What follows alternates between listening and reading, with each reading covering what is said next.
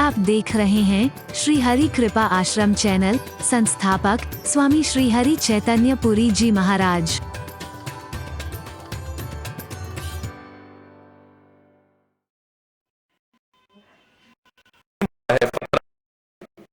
क्या हुआ? उसे महाराज रणजीत सिंह के सामने ले आए।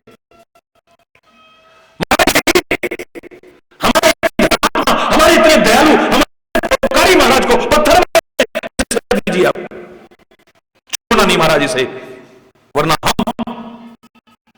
महाराज रणजीत सिंह कहते हैं इसे छोड़ो, छोड़ो इसे। बड़े प्यार से पास जाके कहते हैं मां बहुत बस बता दो तुमने पत्थर मुझे क्यों मारा? हरि बोलना, पत्थर मुझे क्यों मारा? ध्यान से सुनना इसे, पत्थर मुझे क्यों मारा? आंखों में आंसू कहने लगे महाराज पहले ही इतने दुर्भाग्य हैं, एक और दुर्भाग्य देखो, आप जैसे महान व्यक्ति को मैं पत्थर मारूंगी? ऐसी बात कर रहे हैं महाराज, तो पत्थर क्यों मारा फिर? बोले महाराज सामने देख रहे हो ना वो आम का पेड़, वो देखो आम का पका हुआ फल दिखाई दे रहा है, मैं तो उसको तोड़ने के लिए। क्यों? तुम इतनी बुढ़िया हो, तुम जानती हो कि तुम पत्थर मारोगे तो आम तक नहीं पहुंचेगा। झूठ तो नहीं बोल रही हो? बोले महाराज बाकी जवाब मैं आपको बाद में दूंगी, पहले एक बार मेरी कुटिया पर चरण डाल दो। कुटिया पर गए, चारपाई से चिपके हुए अस्थि पंजर पड़े थे, दो चार बच्चे भूख से बिलबिलाते हुए, जिन्होंने पता नहीं कितने सप्ताह से एक अन्न का दाना नहीं लिया था। कहती महाराज अब इनको देखो और तब मेरी बात सुनो, इतने दिन हो गए अन्न का दाना इनके अंदर नहीं गया, इनको भूख से तड़पते देखती थी, तो मेरा मजदूरी में कर नहीं सकती, भीख मांगने पर कुछ मिल नहीं रहा, आज मेरे से इनकी वो भूख से बिलखती हुई दशा देखी नहीं गई। मैंने सोचा था या तो खुद मर जाऊंगी वरना इनके लिए कुछ ना कुछ जरूर लाऊंगी। मैं आ रही थी, सामने मुझे फल दिखाई दिया, मैंने सोचा एक पत्थर मारूंगी, अगर उसमें लग गया और ये पका हुआ आम गिरा, कम से कम दो चार बूंद तो एक एक के मुंह में जाएंगी, कुछ तो आधार मिलेगा, उसके बाद में कहीं भीख मांगने चली जाऊंगी। लेकिन मेरी बदकिस्मती देखो, वो पत्थर आम को लगने की बजाय आप जैसे धर्मात्मा राजा को लग गया। मुझे मरने से भी कोई डर नहीं है महाराज, मैं वैसे भी अपने बच्चों को भूख से बिलखते नहीं देख सकता, मुझे प्राणदंड दे दो। पैरों में गिर पड़े महाराजा रणजीत सिंह, मां क्या बात करती हो? मंत्री 2000 रुपए इनको दो, इनके लिए रहने का इंतजाम करो, इनके कपड़ों की व्यवस्था करो, इनके भोजन की व्यवस्था करो। उस जमाने में 2000, तुम तो आज 2 रुपए पे महाराज जी के गुण कर रहे हो। अरे हरिचंद्र में बहुत छोटा और बोना सा नजर आएगा जब इसी उदाहरण को सुनोगे।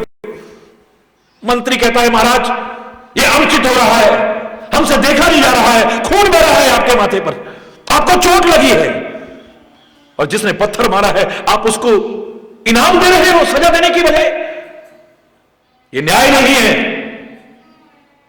महाराज कहते हैं हमारा आदेश है ऐसा करो। कुछ लोगों ने फिर कहा महाराज ऐसा क्यों कर रहे हो? महाराजा रणजीत सिंह आंखों में आंसू भर के जो बात कहते हैं इसे ध्यान से सुन लेना। महाराजा रणजीत सिंह कहते हैं कि ये बुढ़िया ने पत्थर मारा, अगर पेड़ को लग गया होता तो वो आम देता, और महाराजा रणजीत सिंह को लगे और वो कुछ न दे तो धिक्कार है मुझे, मैं तो पेड़ से भी गया दिख रहा हूं। इस पेड़ को अगर लगता, उस शाखा को अगर लगता तो वो उसे आम देता, और मुझे लगा उसके पास कुछ है तो वो देता है ना, चाहे कोई पत्थर भी मारे तो भी देता है। हरि बोलना, मेरे पास है। महाराजा रणजीत सिंह इसे कुछ ना दे तो धिक्कार है मुझे। हरि बोलना। दुख सुख सरिस प्रशंसा गारी, दुख सुख सरिस प्रशंसा। कोई प्रशंसा कर रहा है तो कोई फर्क नहीं है, कोई निंदा कर रहा है तो कोई फर्क नहीं है, कोई अच्छा कर रहा है तो कोई फर्क नहीं है, और कोई बुरा सोच रहा है या बुरा भी कर रहा है तो भी कोई नहीं। हर हाल में जो अपने स्वभाव का परित्याग न करे, और साथ में और विशेषता जिनका कल जिक्र करेंगे, कहीं सत्य प्रिय वचन विचारी, जागत सोवत जागत सोवत, शरण तुम्हारी शरण तुम्हारी, तुम ही छाड़ी गति दूसरी नाही, तुम ही छाड़ी गति दूसरी नाही, राम बसहु तिनके मन माही, राम बसहु तिनके। ऐ परमात्मा उनके हृदय में जरूर निवास करिएगा। समय अभाव के कारण यहां विराम देना पड़ रहा है।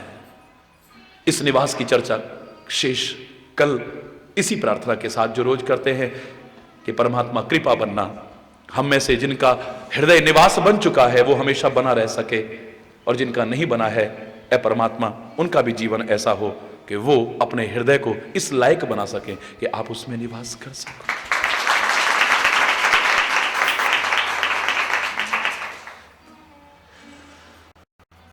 एक बार जोर से बोलेंगे, धर्म की अधर्म का प्राणियों में, विश्व का, गौ माता की, भारत माता की, गंगा माता की, संत समाज की, भारत की देवियों की, भक्त समाज की।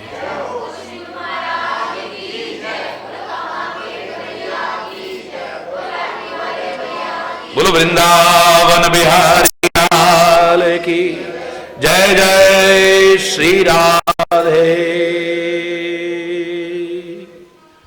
श्याम राम राम।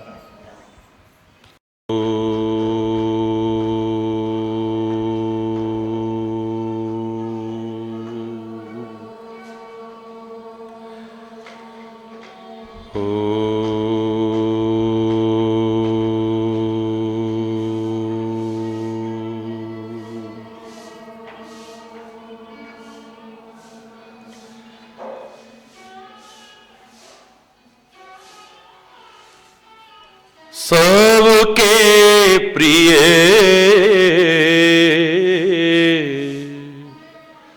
सबके हितकारी, सबके प्रिय सबके हितकारी, दुख सुख सरिस प्रशंसा गारी, दुख सुख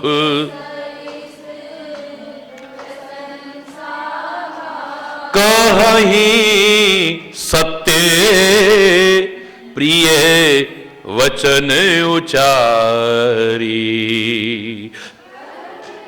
सत्य प्रिय वचन विचारी, जागत सोवत शरण तिहारी, जागत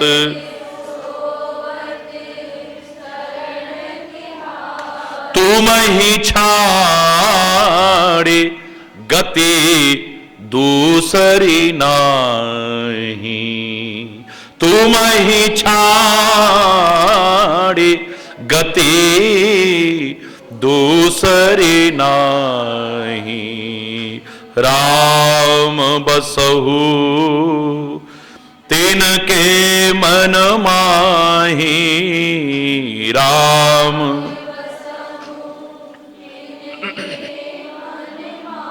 राम बसहु तिनके मन माही, राम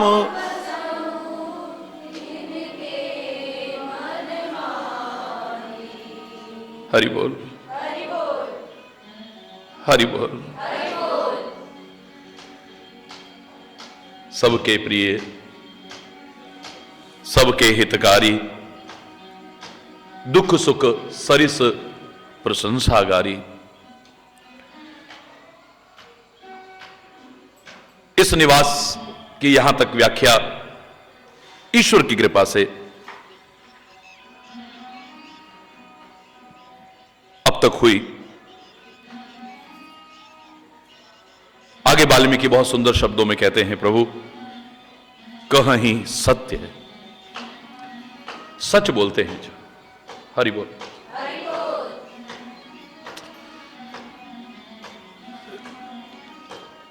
हरि बोल।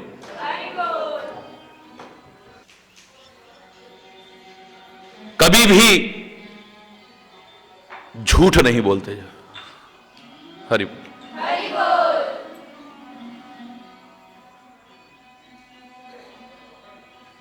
सत्य तो अपने आप में स्वयं परमात्मा का ही स्वरूप है।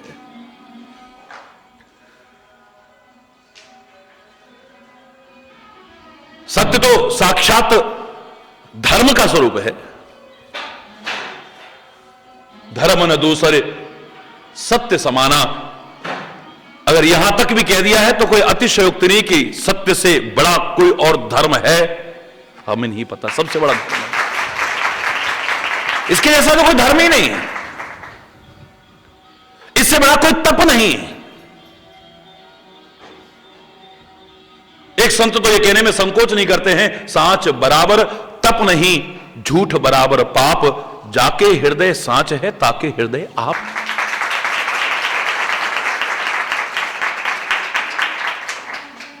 किसके हृदय में निवास करेगा वो परमात्मा? किसके हृदय में? तो यहां तो एक शब्द में ही सीधे सीधे शब्दों में कह दिया है कि जाके हृदय सांच है ताके हृदय आप।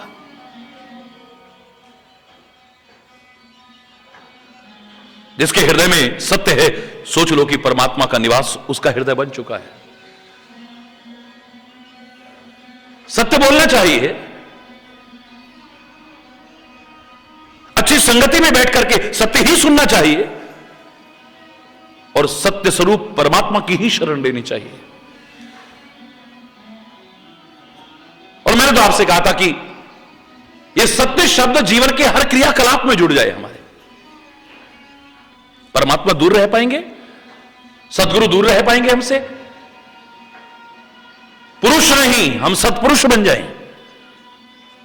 कर्म नहीं, सत्कर्म करने लगे। वचन नहीं, सतवचन बोलने लगे। व्यवहार नहीं, सदव्यवहार करने लगे। संगति नहीं, सत्संगति करने लगे। चिंतन नहीं, सतचिंतन करने लगे। भाव नहीं, सद्भाव हमारे अंदर आने लग जाए। ये सत शब्द अगर हमारे जीवन के हर क्रियाकलाप में जुड़ गया तो परमात्मा हमसे दूर कहां रह सकता है? कहीं सत्य।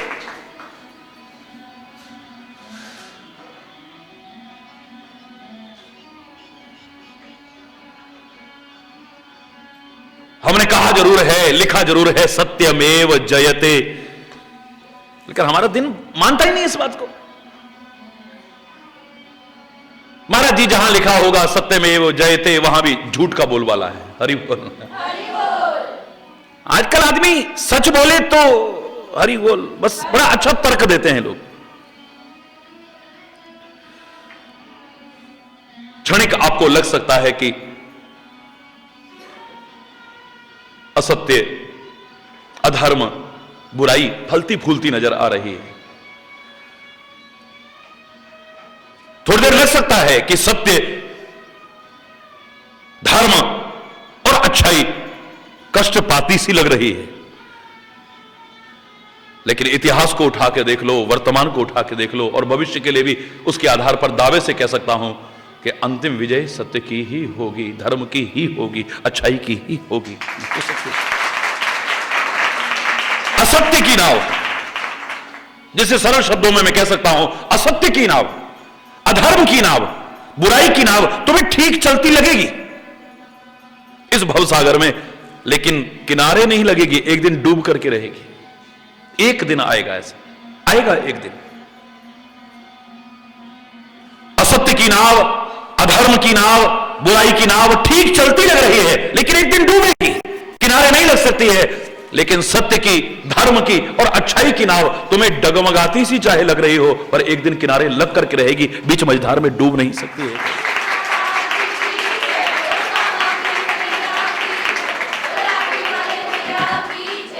सत्य वचन बोलना है। लेकिन शास्त्रों ने कहा था कि इसमें भी एक शब्द जरूर जोड़ लेना, सत्यम ब्रूयात प्रियम ब्रूयात। ओए अंधे, ऐसा क्यों बोल रहे हो? सच बोल रहे हैं हम तो, अंधे को अंधा ही तो कह रहे हैं हम। ना ना ना ना, हरि बोलना है। ऐसा सच भी नहीं, ऐसा सच भी नहीं। सत्य बोलो, सत्यम ब्रूयात, लेकिन प्रियम ब्रूयात, प्रिय सत्य हो।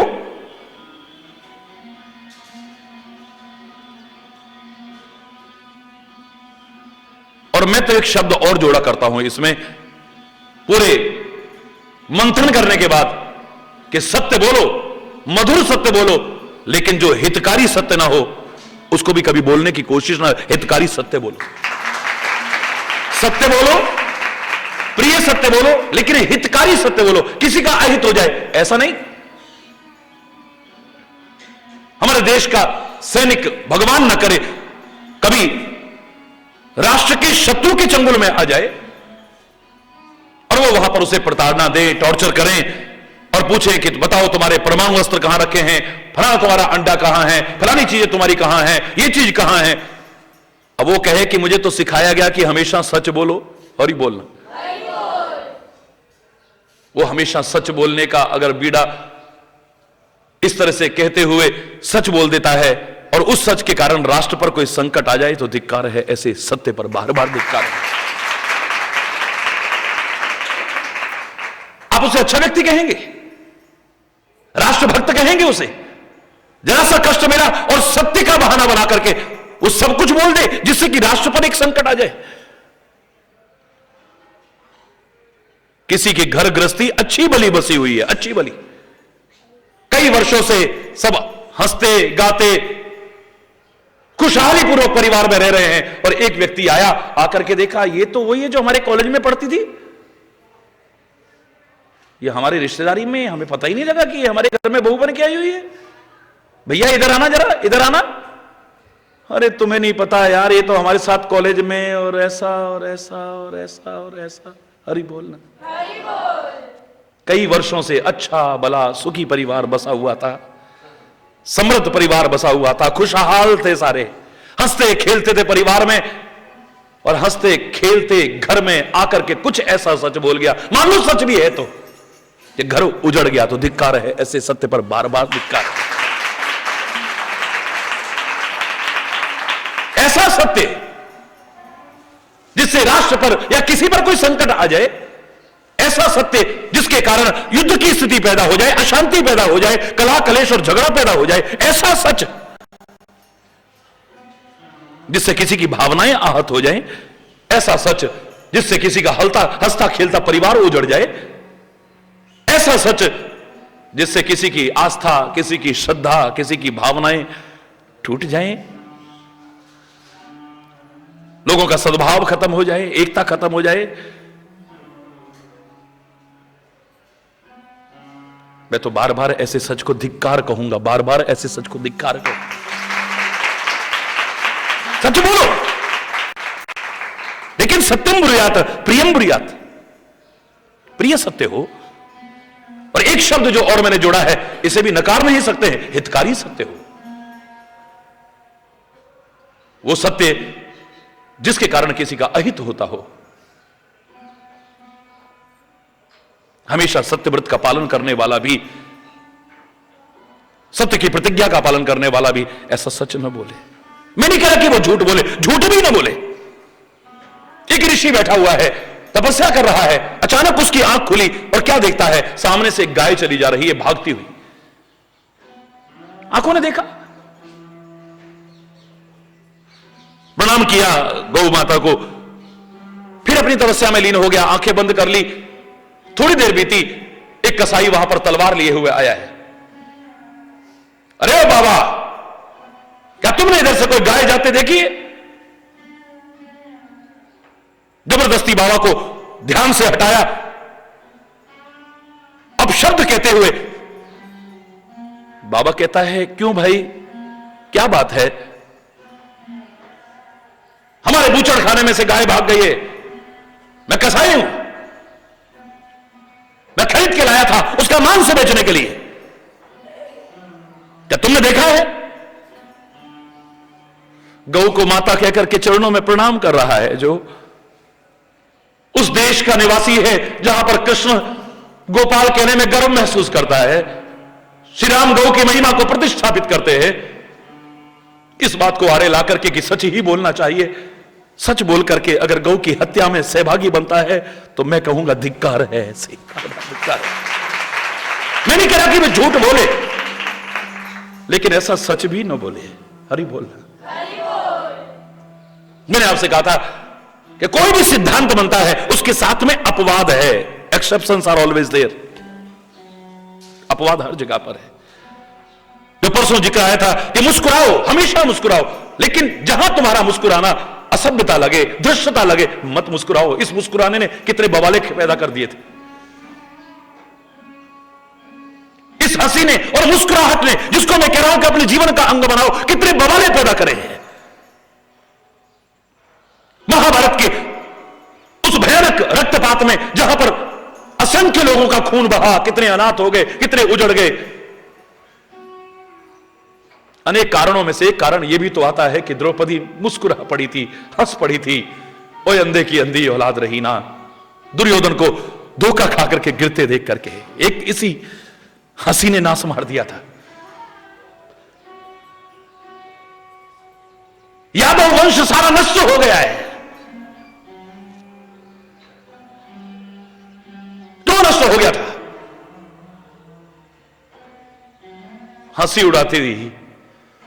ऋषि आए हैं मजाक उड़ाने के लिए, लोहे का मूसल लगा करके, और ऊपर इस तरह से आ गए, देखो महाराज, और घूंघट घूंघट डाल के आ गए मजाक उड़ाने के लिए। राजकुमार, महाराज ये गर्भवती है, बताओ पुत्र होगा या पुत्री होगी?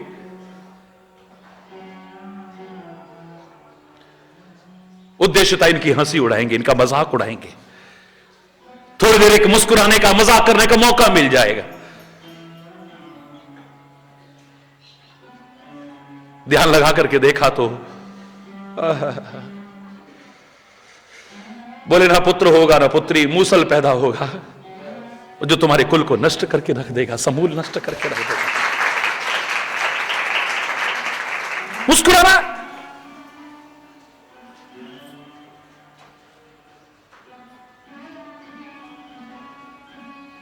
मैंने जीवन में ऐसे ऐसे झूठ भी देखे। सच का संदेश देने वाला हरि चैतन्य कह रहा है, जिस झूठ पर तो मैं सैकड़ों सच कुर्बान कर दूं।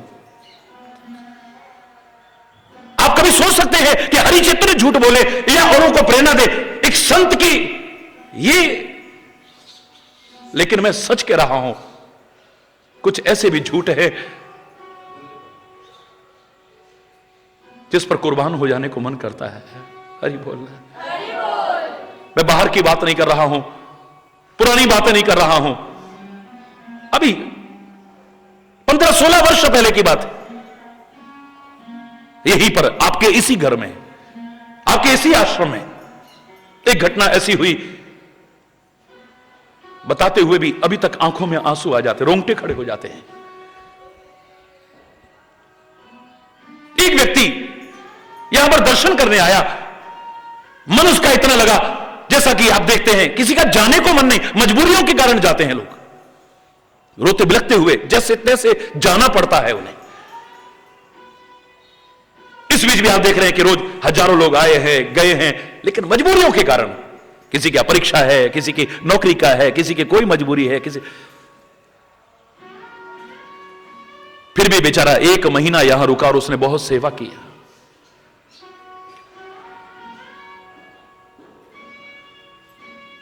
और सेवा का तात्पर्य नहीं होता कि कोई धन से करे तभी होती है सेवा।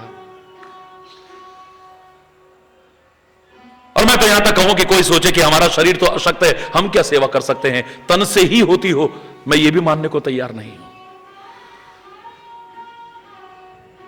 मन से भी हो सकती है। एक संत की और गुरु की और प्रभु की मैं कहता हूं आप अपना जीवन, आचरण, स्वभाव, कर्म अच्छे बना लो, मैं कह रहा हूं इससे बड़ी उनकी सेवा और कोई हो ही नहीं।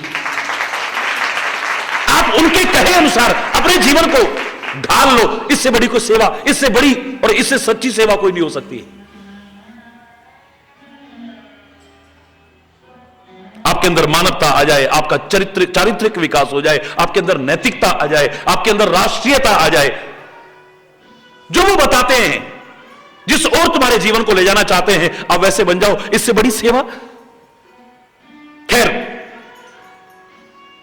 दुनियादारी में लोग उसे कहेंगे कि बहुत गरीब था, हालांकि मुझे वो सबसे ज्यादा अमीर नजर आया, क्योंकि मैं देखता था हर समय परमात्मा का स्मरण करता था।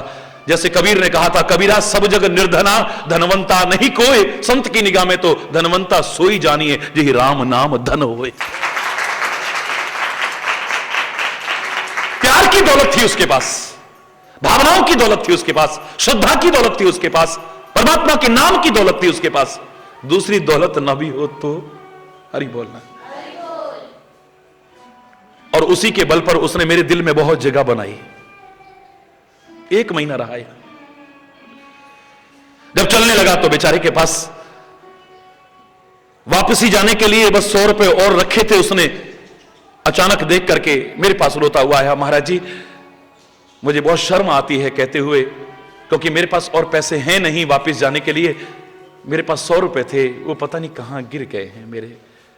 मैं किसी को कलंक नहीं लगा रहा हूं, किसी की बुराई नहीं कर रहा हूं, लेकिन महाराज जी पूछ लिए अगर किसी को कहीं गिरे हुए मिल गए हों, ये सच्ची घटना बता रहा हूं, इसी आश्रम की घटना बता रहा हूं। बड़ा संकोच के साथ कह रहा था, डरते डरते कह रहा था। यहां पर जितने लोग थे, मैंने कहा भैया यहां पर किसी को ये नहीं कि ये बस सोचना पूछने का मतलब कि आपको कोई इल्जाम लगा रहा हो। इस विचारे तुम्हारी निगाह में आर्थिक स्थिति इसकी अच्छी नहीं है, किराए के लिए 100 रुपए इसके पास थे, अगर आपने इसके कहीं गिरे देखे हो तो। सारे बोले महाराज जी हमने तो नहीं देखे हैं।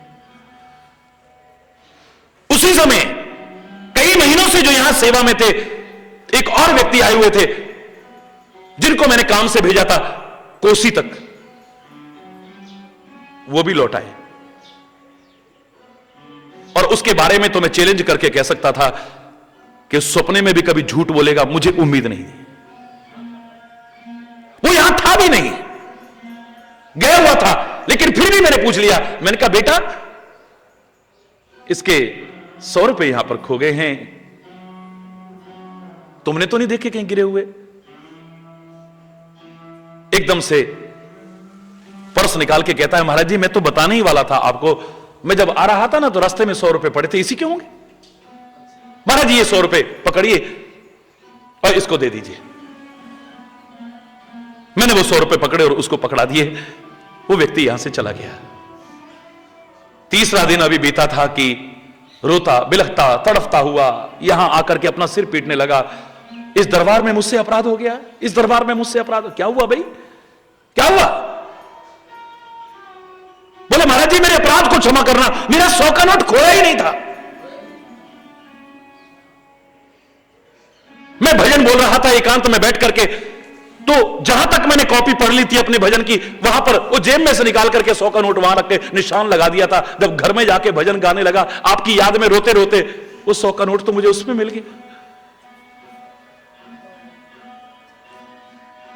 उसे तो समझाया, लेकिन उस व्यक्ति को मैंने बुलाया और अंदर कमरे में ले गया। मैंने कहा बेटा वो 100 रुपए तुम्हें मिले थे?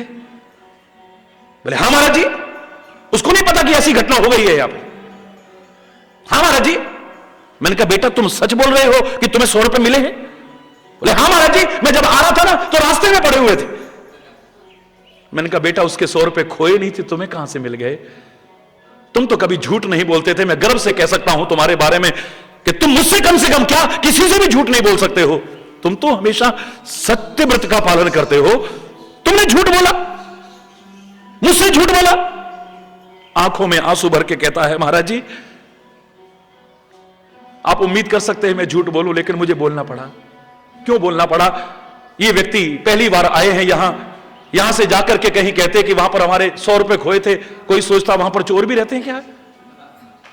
हमारे आश्रम का नाम कहीं बदनाम ना हो जाए, इसलिए मुझे झूठ बोलना पड़ा। हमारे आश्रम का नाम कहीं बदनाम ना हो। मैं सच बता रहा हूं, आज भी जब सुनाता हूं मेरी आंखें भर आती है। उसके इस झूठ से मुझे नफरत हुई होगी या उसके प्रति और प्यार हुआ होगा, बोलो ना। है? कितनी भावना जिसकी अपने इस घर के लिए हो। मैं कहता हूं सच बोलना चाहिए, बोलना चाहिए।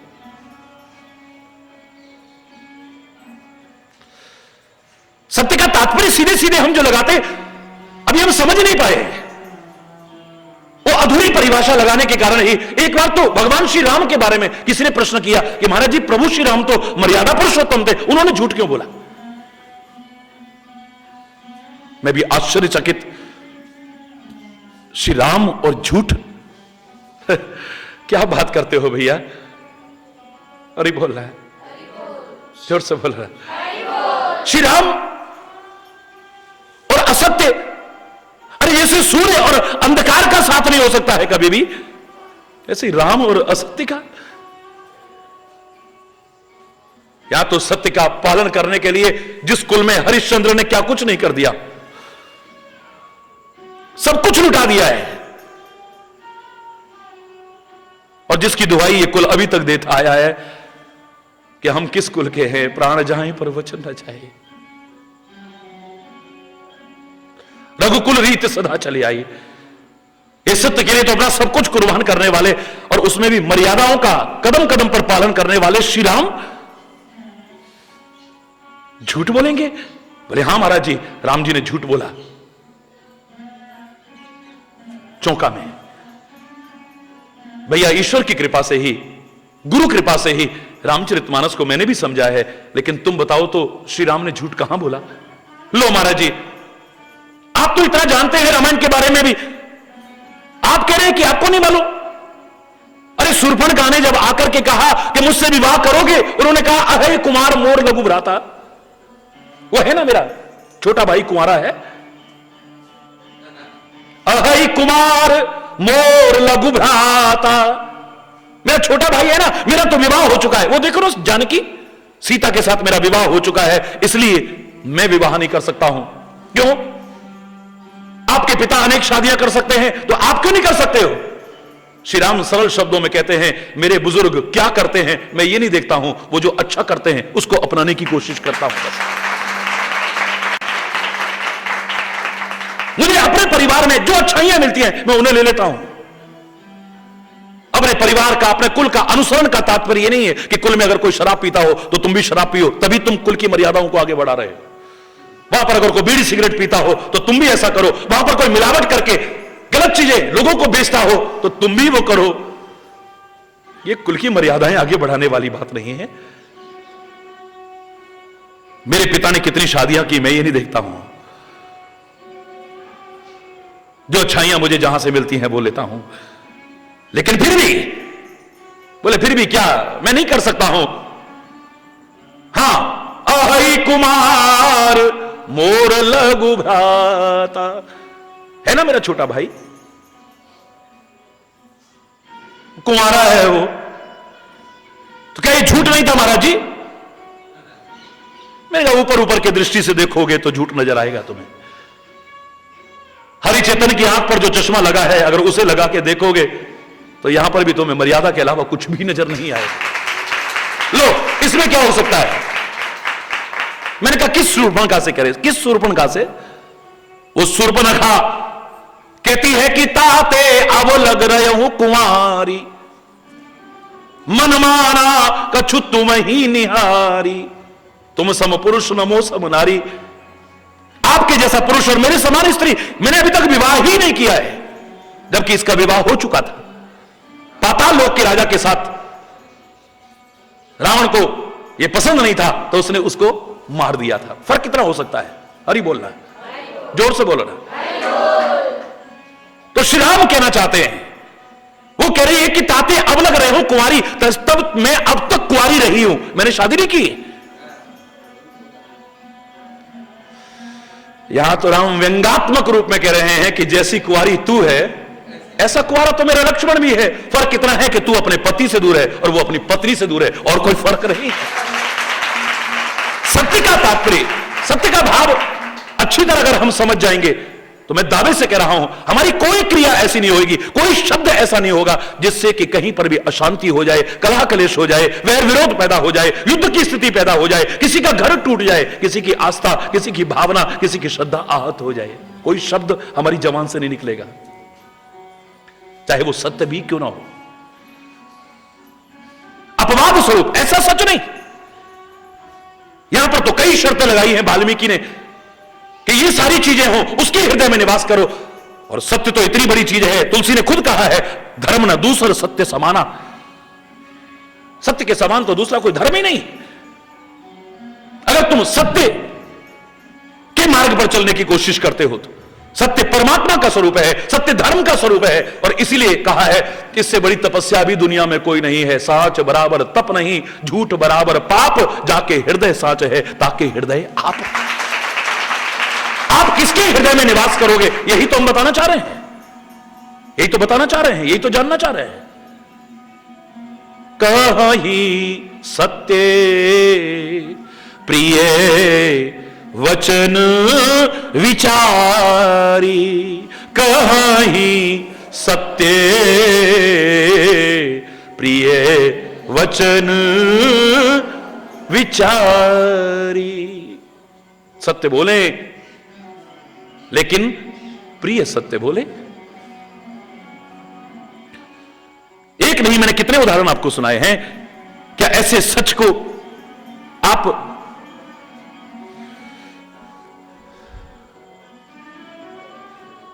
प्रभु के भक्त की क्रिया बता सकते हो? कई साल से घर सुखी बसा हुआ है, तू नहीं जानता ये तेरी घरवाली, पहले हरि बोलना हरि बोलना, हमको तो पता ही नहीं था। आज 8 साल बाद हमें पता लग रहा है कि ये थे अच्छे भले, हंसते थे, खेलते थे, सुखी बसे थे, बच्चे भी हो गए, तुमने आके आग लगा दी उनके घर में। सच सच। किधर गई है गौ? अरे बाबा जी, मैं कसाई हूं, मेरे बूचड़ खाने से भागी थी वो। बाबा जी ने देख ली है गाय, गौ माता कहकर के प्रणाम भी किया है। सच बोल देगा इधर गई है तो जानते हो उसकी हत्या हो जाएगी। गौ को नमन करने वाला, गौ के प्रति श्रद्धा रखने वाला, भगवान ने भी जिस देश में गौ की महत्ता को प्रतिष्ठापित, उस देश में रहने वाला अगर गौ हत्या में भागीदार बनता है तो धिक्कार है। ऐसे सत्य पर बार बार धिक्कार है, उसे मैं संत नहीं मानूंगा। अरे झूठ मत बोलो, लेकिन ऐसा सच भी मत बोलो जो किसी की हिंसा हो जाए।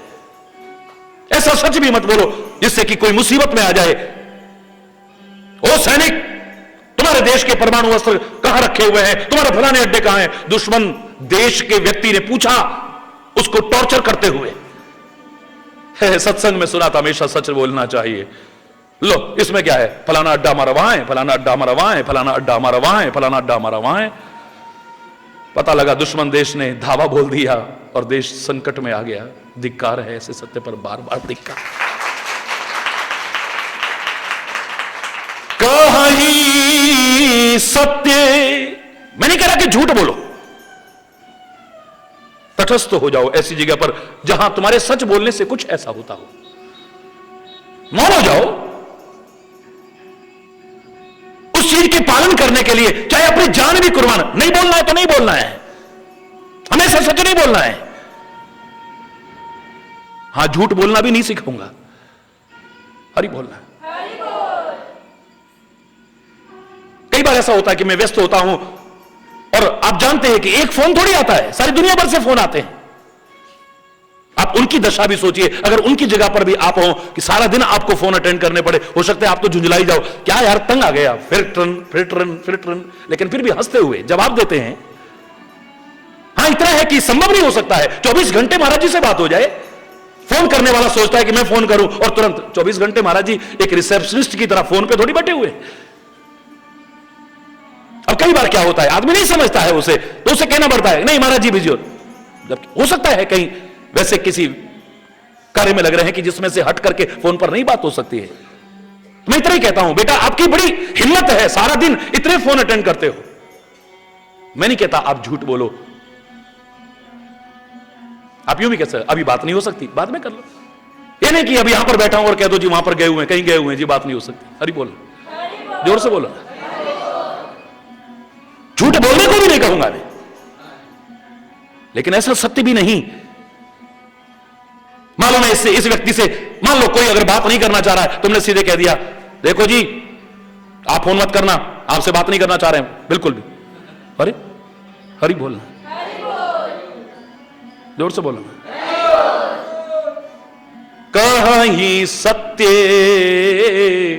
लेकिन प्रिय वचन विचारी, कहीं सत्य प्रिय, सत्य बोलो लेकिन प्रिय सत्य बोलो। लेकिन मैंने जो कहा तीसरी बात मैंने अपने विचार के अनुभव के आधार पर जोड़ी है कि वो मधुर सत्य भी कैसा हो, हितकारी सत्य हो, अहित होता हो ऐसा मीठा सच भी मत बोल देना कभी। ये तीसरा शब्द जरूर जोड़ लेना। और तुलसी ने भी शायद इसमें यही इशारा किया हो, कहीं सत्य प्रिय, इतना ही कह देते, नहीं तो वचन विचारी, विचार करके, मधुर सत्य के लिए भी कह रहा है विचार करके बोलो। हरि बोलो। कहीं सत्य प्रिय वचन विचारी, कहीं प्रिय वचन जागत सोवत शरण तुम्हारी, जागत सोवत शरण, जागते हुए भी और सोते हुए भी। हरि बोलना। एकमात्र आपकी शरण में जो रहे, बस आपकी शरण में, आपके चरण में। दुनिया का बड़ा से बड़ा पद भी आपके पद से न हटा सके। हरि बोलना। आपके पद कमल के सामने दुनिया का बड़ा से बड़ा पद भी, ऊंचा से ऊंचा पद भी जो हे समझता हो और आपके चरण शरण को छोड़ करके कहीं न जाए, कहीं पर भी रहे, लेकिन चरण शरण आपकी रहता है, ऐ परमात्मा उनके हृदय में जरूर निवास करिए। सोते में भी कई बार, सोते में भी कई बार हम क्या होता है, हमारे ऊपर कभी हम सपने में देखते हैं हमारे ऊपर संकट आ रहा है, तो क्या लगता है, ओ हमारा रिश्तेदार है ना, हम देखो सपने में फिर उसके पास गए, उसने जाकर के बंदूक निकाल के लाया और ऐसा करा। लोग सुनाते हैं अपने सपने, मुझे कभी ऐसे सपने आए नहीं कभी। हरि बोलना है, हरि बोलना। और फिर उसने जो है ऐसा करा और वो करा, नहीं। जागते में भी जिसकी शरण में रहोगे, मैं कह रहा हूं सोते में भी उसकी शरण के अलावा तुम्हें कुछ सूझेगा ही नहीं। स्वप्न में भी, स्वप्न कैसे आते हैं हमें, 3 कारण बताए हैं हमारे शास्त्रों ने। स्वप्न के 3 कारण बताए हैं। दिन भर जो हम चिंतन करेंगे, कई बार वही रात को दिखाई दे जाता है। हरि बोल, जोर से बोलो। दिन भर जो हम चिंतन करते हैं, कई बार वही रात्रि को हमें स्वप्न में दिखाई दे जाता है। कई बार दिन भर हमने क्या सारा जीवन जिसके बारे में चर्चा नहीं करी, वो दिख जाता है। हरि बोल। जिसके बारे में कभी सोचा नहीं, देखा नहीं, सुना नहीं, वो भी दिख जाता है। तो ये कंप्यूटर है, कंप्यूटर में कहीं कोई डेटा कैसे भी फीड हो गया हो, आपने नहीं करा है, क्योंकि ये कंप्यूटर ऐसा है, आपको डेटा फीड नहीं करने पड़ते हैं, अपने आप देखते सुनते ये सारा इसमें आ रहा है। कब कौन सा बटन चालू हो जाए, अगर तुम सतर्क ना रहे, कोई पता नहीं है। पहला, जो सारा दिन आप चर्चा करोगे वो रात को आपको सपने में दिख सकता है, पहला कारण। दूसरा, भावी घटनाओं के सूचक भी होते हैं ज्योतिष के अनुसार हमारे स्वप्न, इसलिए स्वप्न फलादेश भी लोग करते हैं। हरि बोल। भविष्य में क्या घटना होने वाली है अगर कोई जानकार हो तो स्वप्नों के आधार पर कर सकता है। दूसरा कारण, भावी घटनाओं के सूचक होते हैं हमारे स्वप्न। देखा आज हमने स्वप्न ऐसा वही हो गया, देख लो। हरि बोल, जोर से बोलो ना। हमने सोचा नहीं था इसके बारे में। हमेशा हर सपना सच होता हो यह भ्रम मत रखिएगा, अरे पता नहीं अब क्या होगा, हमने तो सपने में। मूर्ख लोग कहते हैं ऐसा, अज्ञानी लोग कहते हैं, और जिन्हें अपने गुरु और प्रभु पर भरोसा नहीं है वही लोग इस प्रकार की मिथ्या जल्पनाएं करने की कोशिश करते हैं। स्वप्न में तो क्या, प्रत्यक्ष में भी कैसी भी स्थिति आ जाए, जिसको अपने भगवान पर भरोसा है वो ऐसी जल्पनाएं करेगा, ऐसी कल्पनाएं करेगा, हाय ऐसा हो गया तो, हाय ऐसा हो गया तो। धिक्कार है। हरि बोलना। मैंने आपसे कहा था दो तरह के लोग हैं, स्वप्न में तो क्या है, प्रत्यक्ष में भी किसी पर कोई संकट आता है, कोई प्रॉब्लम आती है। मैंने आपसे दुनिया के लोगों को देखने के बाद यह कहा था, भक्तों में, अभक्तों की नहीं कह रहा हूं, भक्तों में भी दो श्रेणियां हैं। एक कहता है ओ गॉड इतनी बड़ी प्रॉब्लम आ गई, ओ भगवान इतनी बड़ी समस्या आ गई है, एक ये कहता है। दूसरा कहता है प्रॉब्लम इतना बड़ा गॉड है ना हमारे पास, तो टिक पाएगी? सवाल है। तू है ना हमारे साथ, तू है हमारे साथ रक्षक, कुछ नहीं हो सकता है, बाल ना बाका कर सके। हरि बोलना, जोर से बोलना, और जोर से बोलना। भरोसा है, कोई है ना हमारा। दुनिया भाग भाग करके कहां कहां जाती, वो बैठे बैठे भी भाग लेता है, लेकिन कहां, बस प्रभु के चरण कमल के, चरण और शरण के अलावा कहीं और भागने की कोशिश नहीं करता है।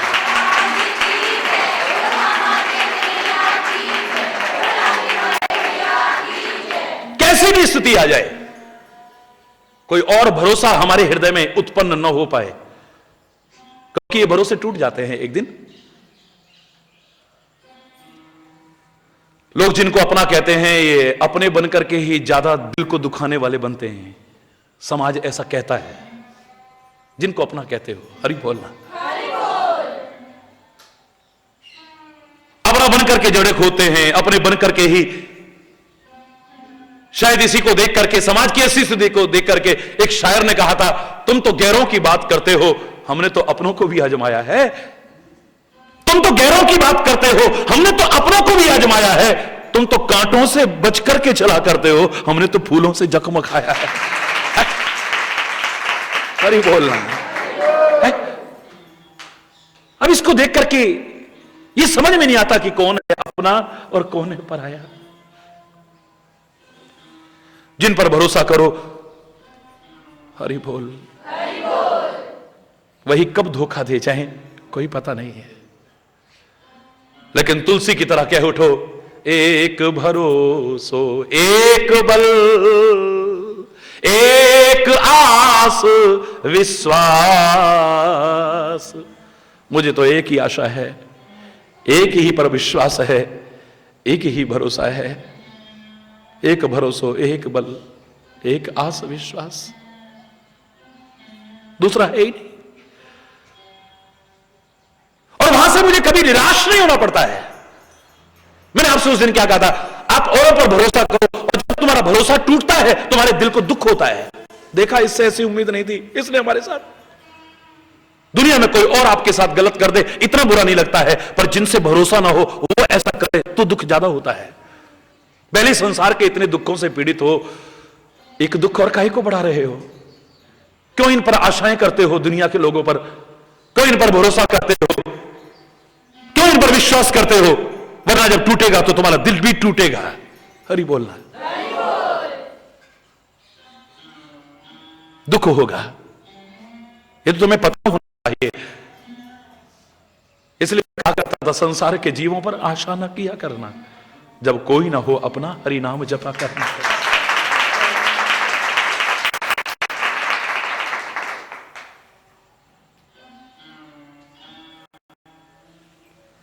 जिनसे आशाएं लगा बैठते हो, जब आशा के प्रतिकूल व्यवहार मिलता है तो तुम्हें दुख होता है। इससे ऐसी उम्मीद नहीं थी, देखा इसने हमारे साथ ऐसा किया, उसने किया इतना बुरा नहीं लगा, लेकिन इससे उम्मीद नहीं थी।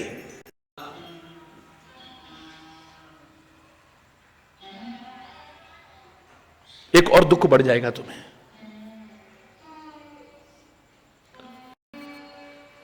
फिर कभी हर तरफ से हार के अगर ऐसे आदमी के पास चले गए तो फिर तो और भी ज्यादा मजाक, उपहास, तीखे व्यंग वचन, इनके अलावा कुछ नहीं मिलने वाला तुम्हें। जाओ ना, वहीं पे आए हो हमारे पास। पहले तो हमको देखते भी नहीं थे, पहले तो वहीं आते थे वहीं। अब तो आए हमारे पास, अब क्या लेने आए यहाँ पे? जाओ ना, जाओ वहीं जाओ। तब तो हम बुलाते भी थे तो मुंह फिरा लेते थे, कभी आखिर में हार के, कहीं से निराशा हो गई है और किसी से उम्मीद लगा के तुम जाओ, आखिर में हार के, तो वो यही कहेगा तुमसे। लेकिन संत, गुरु और परमात्मा पहले तुम उनकी याद भी नहीं करते थे, देखते भी नहीं थे, नजरें भी चुराते थे उनसे, दुनिया को अपना समझे बैठे थे, जो अपने थे उन्हें पराया समझे बैठे थे। लेकिन तुम आखिर में निराश होकर हार के भी जाओगे, फिर भी तुम्हें प्यार मिलेगा, दुलार मिलेगा, सत्कार मिलेगा, कभी उपास।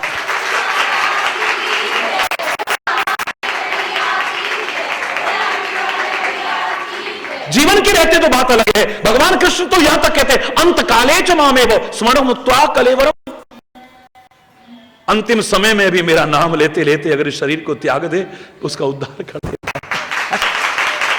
मैं नहीं कहता हूं कि सारा जीवन तूने क्या किया, सारा जीवन, हां अंत समय में किसके मुख से भगवान का नाम आएगा? जो सारा जीवन अभ्यास करेगा। ये सब जो हम कर रहे हैं इसलिए कर रहे हैं कि हमारा अंत में अभ्यास अच्छा बन जाए। सारा जीवन प्रार्थना करते हैं, देहांत काले तुम सामने हो, बंसी बजाते मन को लुभाते, गाता यही मैं तननाथ त्यागूं, हे नाथ नारायण वासुदेव।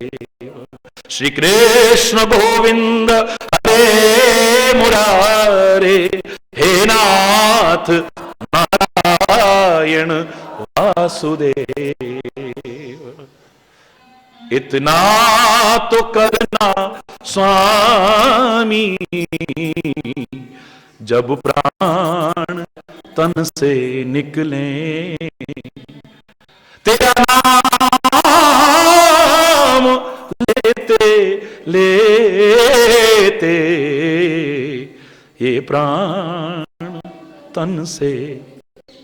सारा जीवन ये जो प्रार्थनाएं करते हैं, नियम करते हैं, अभ्यास करते हैं, इसलिए क्योंकि जो हमारा अभ्यास होगा आखिर में ध्यान वहीं जाएगा। ये एक अलग विषय होता है। सारा जो मुंह में आ सकता होगा, अंत में भगवान की तरफ, अंतिम क्षण मेरे बेटे को बुला दो, मेरी बेटी को बुला दो, ये बात निकलेगी, भगवान का नाम नहीं निकलेगा। सारा जीवन जिसका धर्म ही लोग रहा है, बेटा पता नहीं कब चला जाऊं, जो पूछना है पूछ लो। देखो बेटा फलानी जी से इतना लेना है, देखो बेटा फलाने को इतना देना है, देखो बेटा फलाने बैंक में इतना पड़ा है और फलानी जी का गार्ड रखा है हमने। बेटा बड़ी मुश्किल से कमाया मैंने, बर्बाद मत करना बेटा। भगवान की तरफ ध्यान जाएगा।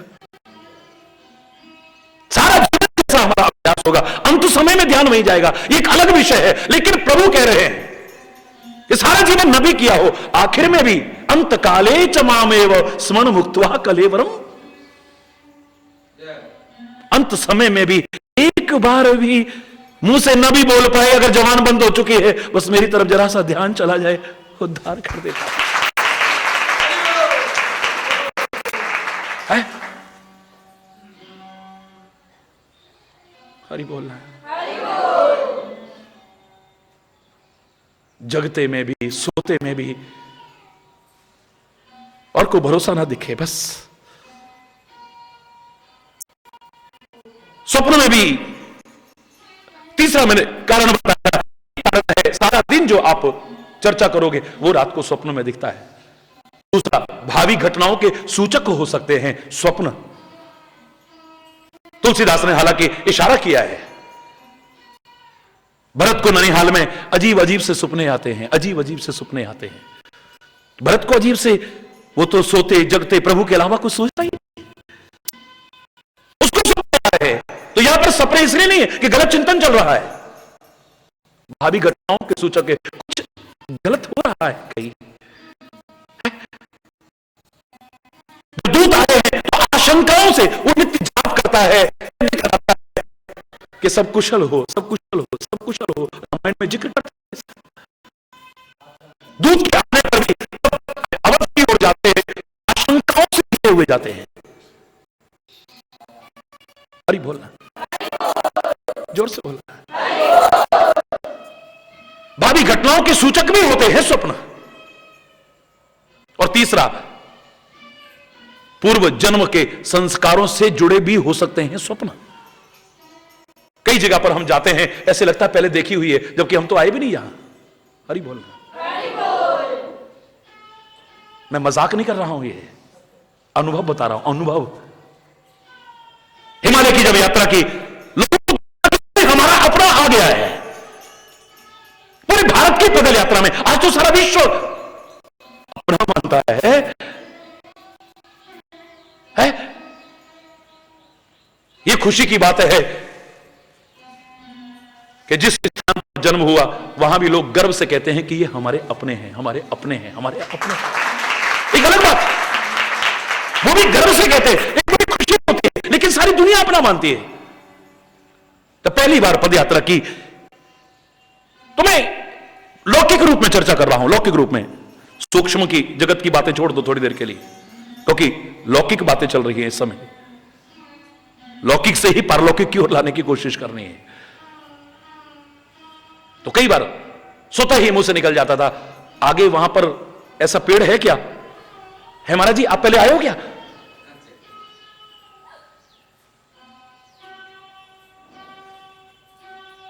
अगले पहाड़ पर ऐसी शेप बनी हुई है क्या? है महाराज जी, पहले आप आए हो क्या यहां पे?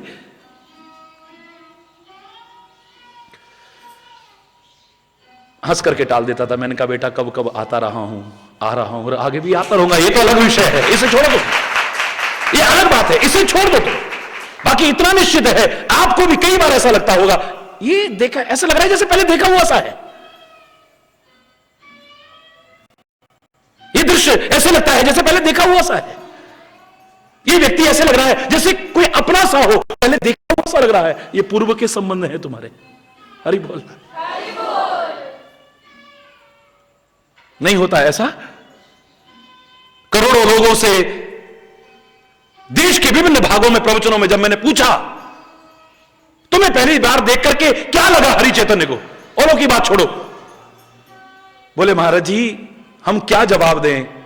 99.99% लोगों का जवाब था, प्रश्न ही ऐसा पूछ रहे हो कि इसका जवाब क्या दें। मैंने कहा मैंने पूछा क्या तुम्हें पहली बार देख करके तुम्हें क्या लगा? बोले महाराज जी लगता ही नहीं कि पहली बार देखा है। तो हम आपको जवाब क्या दे, कैसा लगा और कैसा नहीं लगा? ऐसे लगता है पता नहीं कब कब का हमारा साथ था, जैसे बिछड़े हुए मिल जाते हैं ना।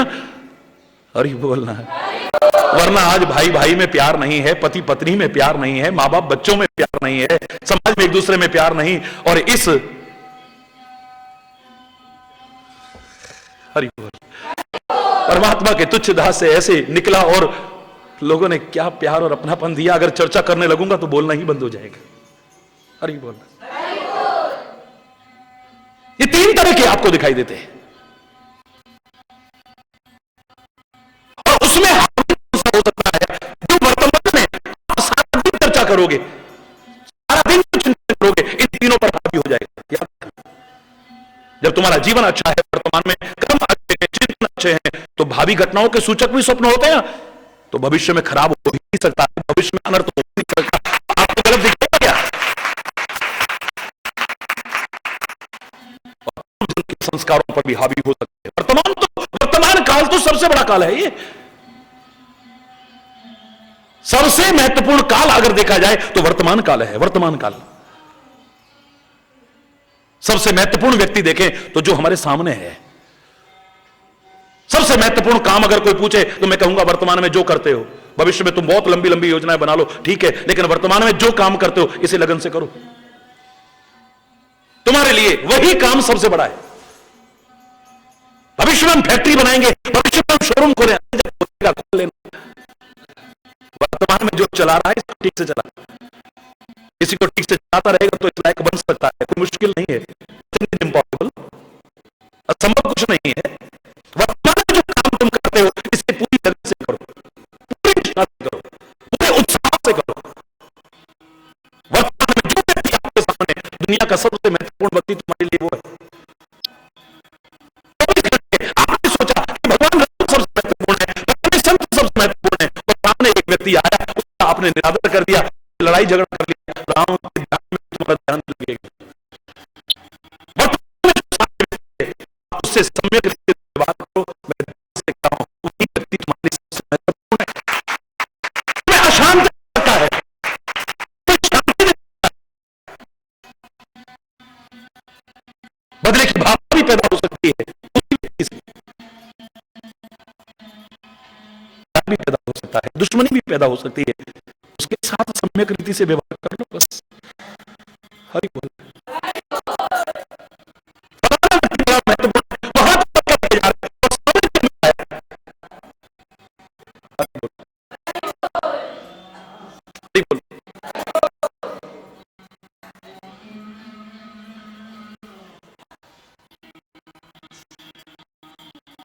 सबसे महत्वपूर्ण व्यक्ति वो है जो सामने है इस समय। सबसे महत्वपूर्ण,